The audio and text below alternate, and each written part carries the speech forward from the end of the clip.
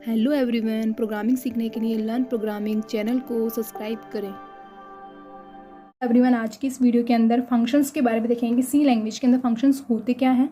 Function is a group of statement. Function क्या होता है? स्टेटमेंट का ग्रुप होता है that are use to perform a specific task in a C language. जो क्या करते हैं? स्पेसिफिक टास्क परफॉर्म करते हैं सी लैंग्वेज के अंदर। ठीक है, तो हम ये कह सकते हैं कि बेसिकली फंक्शन जो होते हैं ऐसे स्टेटमेंट्स होते हैं जो कि कोई स्पेशल या स्पेसिफिक टास्क परफॉर्म करने के लिए प्रोग्राम के अंदर यूज़ किए जाते हैं। तथा इससे क्या होता है, फंक्शन से हमारे प्रोग्राम की जो कॉम्प्लेक्सिटी होती है ना, वो कम हो जाती है और किसी प्रोग्राम में से एरर को सॉल्व करना आसान हो जाता है। और ये हमें कोई भी किसी प्रकार के काम को अगर बार बार करना होता है, एक ही प्रकार के काम को हमें बार बार करना होता है, तो फंक्शन के थ्रू से हम बार बार कॉल करवाते हुए एक ही बार में उसको एग्जीक्यूट कर सकते हैं। ठीक है, तो हम ये भी कह सकते हैं कि function are also called modules और प्रोसीजर। हम फंक्शंस को मॉड्यूल और प्रोसीजर भी कहते हैं। ठीक है, अब हम इसका यूज़ करते क्यों हैं इसके बारे में भी देखेंगे। तो इसके क्या एडवांटेज हैं। First, organize the code. Code को अच्छे तरह से ऑर्गेनाइज करने के लिए हम फंक्शन का यूज़ करते हैं। हमें पता चल जाए कि कौन सा फंक्शन क्या वर्क कर रहा है, इसके लिए हम फंक्शन का यूज़ करते हैं प्रोग्राम के अंदर। रीयूजेबिलिटी, ये क्या हमारे प्रोग्राम की रीयूजेबिलिटी को बढ़ाता है। जैसे कि हम किसी भी प्रोग्राम के अंदर कोई स्टेटमेंट को बार बार एग्जीक्यूट करना चाहते हैं, तो उसको एक ही बार में लिखते हुए हम फंक्शन के थ्रू से बार बार कॉल करवाते हुए एग्जीक्यूट कर सकते हैं, जिससे कि हमारे प्रोग्राम की रीयूजेबिलिटी जो होती है वो बढ़ जाती है। ठीक है, अब कैसे बढ़ जाती है इसको एक छोटे से एग्जाम्पल के थ्रू समझते हैं। जैसे पहला एग्जाम्पल है कि हमने क्या करा है, एक नॉर्मली प्रोग्राम बनाया है। इसके अंदर हम क्या कर रहे हैं, 2 नंबर का डिवीज़न और प्रोडक्ट फाइंड कर रहे हैं। ठीक है, तो हमने क्या करा है, एक ही मेन फंक्शन यूज़ में लिया है, वॉइड मेन, जो कि हर सी प्रोग्राम के अंदर बहुत ही इंपॉर्टेंट होता है। इसके बगैर कोई भी प्रोग्राम जो होता है एग्जीक्यूट नहीं हो सकता।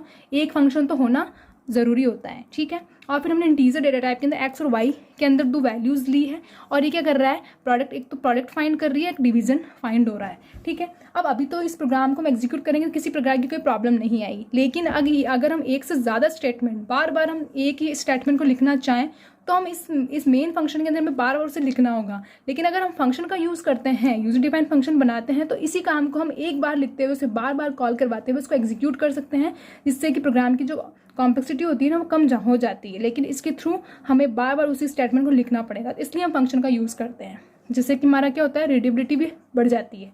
ठीक है, तो अब इसी प्रोग्राम को मैं उस फंक्शन का यूज़ करते हुए बताती हूँ। इसी प्रोग्राम को अब हम फंक्शन के थ्रू करेंगे। उसके लिए हमने मल्टी नाम का फंक्शन बनाया है और एक डिवीज़न नाम का फंक्शन बनाया है। ठीक है, मल्टी नाम के फंक्शन में क्या हो रहा है कि हमने 2 पैरामीटर्स दिए हैं, इसको हम फॉर्मल आर्ग्यूमेंट्स कहते हैं, और इसमें भी 2 पैरामीटर्स दिए हैं। इसमें एक सी नाम का लोकल वेरिएबल लिया, जो क्या करेगा, हमारे इसके जो भी हमारा प्रोडक्ट आएगा उसके रिजल्ट को स्टोर करेगा। तो यहाँ पे ये जो भी वैल्यू होगी हमारे सी की, वो यहाँ पे रिटर्न हो जाएगी। ठीक है, इसी प्रकार से डिवीज़न नाम का फंक्शन है, उसके अंदर भी यही हो रहा है। सी नाम का जो लोकल वेरिएबल वो क्या करेगा, हमारे डिवीज़न का जो भी रिजल्ट आएगा उसको स्टोर करेगा और वैल्यू उसकी रिटर्न हो जाएगी। ठीक है, अब मेन फंक्शन के अंदर इंट मेन जो हमारा मेन फंक्शन है, उसके अंदर हमने 2 वेरिएबल्स लिए हैं, एक्स और वाई, 2 वेरिएबल डिक्लेयर करें। उसकी वैल्यू एक्स की वैल्यू तो क्या है, 10 है, और वाई की वैल्यू क्या है, 5 है। ठीक है, और एक इंट जेड नाम का फंक्शन और एक के नाम का वेरिएबल भी हमने एक तो z नाम का वेरिएबल डिक्लेयर किया और एक k नाम का वेरिएबल डिक्लेयर किया है। ठीक है, जैसे ही मेन फंक्शन के अंदर हम मल्टी नाम के फंक्शन को कॉल करेंगे, तो क्या करेगा, ये चेक करेगा कि प्रोग्राम के अंदर कहाँ पे मल्टी नाम का फंक्शन डिक्लेयर किया गया है, जो कि कहाँ है, स्टार्टिंग में हमने डिक्लेयर किया है। तो उसके पास जाएगा, जो भी वैल्यू होगी एक्स और वाई की वैल्यू उसके आर्ग्यूमेंट्स की हो जाएगी। ठीक है, तो इसमें क्या होगा, यहाँ पे इंट a और इंट b, ये जो उसके आर्ग्यूमेंट्स हैं, उसमें उसकी वैल्यू क्या हो गई, a की वैल्यू 10 हो गई और b की वैल्यू 5 हो गई। ठीक है, सी हमारा क्या करेगा, रिजल्ट स्टोर करेगा, जो कि मैंने आपको भी बताया ही था। और फिर a मल्टीप्लाई b, तो यहाँ पे मल्टीप्लाई होकर जो भी रिजल्ट आएगा वो हमारे सी के अंदर स्टोर हो जाएगा और उसकी वैल्यू रिटर्न हो जाएगी। ठीक है, उसी प्रकार से डिवीज़न भी हम फाइंड कर रहे हैं। डिवीज़न, तो डिवीज़न में क्या होगा, जो भी हमारी a और b की वैल्यू क्या है, 10 और 5 है, तो उसका डिवाइड होगा और जो भी हमारा रिजल्ट आएगा वो सी के अंदर स्टोर हो जाएगा। ठीक है, स्टोर हो गया। अब क्या होगा, जो भी इनकी वैल्यू जो रिटर्न होगी ना, वो क्या करेगी, मेन फंक्शन के अंदर क्या होगा, जो भी वैल्यू रिटर्न होगी वो हमारे z और k के अंदर स्टोर होगी। ठीक है, ये हमारे कौन से आर्ग्यूमेंट्स, एक्चुअल आर्ग्यूमेंट्स माने जाते हैं। जो भी मेन फंक्शन के अंदर जो आर्ग्यूमेंट्स दिए जाते हैं वो हमारे एक्चुअल आर्ग्यूमेंट्स होते हैं, और जो यूजर डिफाइंड फंक्शन के अंदर जो हमने ऊपर दिए थे आर्ग्यूमेंट्स, वो फॉर्मल आर्ग्यूमेंट्स होते हैं।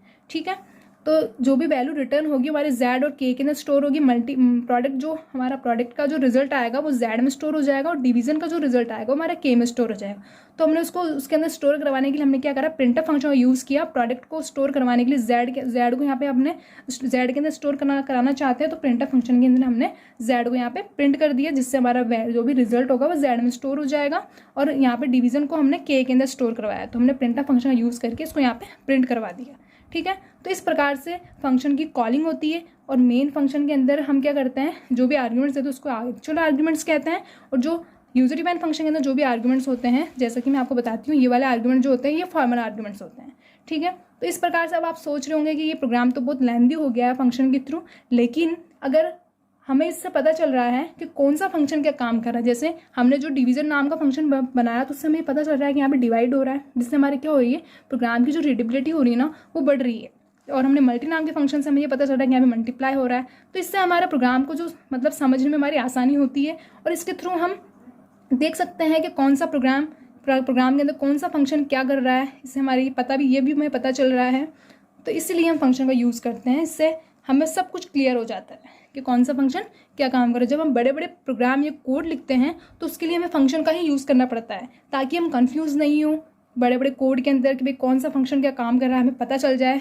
अगर छोटा कोड होता तो कोई दिक्कत नहीं होती है, लेकिन बड़े कोड के अंदर हमें प्रॉब्लम आ सकती है, इसलिए हम इसका यूज़ करते हैं। इससे हमें एरर को सॉल्व करना भी आसान हो जाता है कि हमें भाई इस वाले कोड में एरर आ रही है, इस वाले कोड में एरर आ रही है, हमें ये पता चल जाता है, इसलिए हम फंक्शन का यूज़ करते हैं।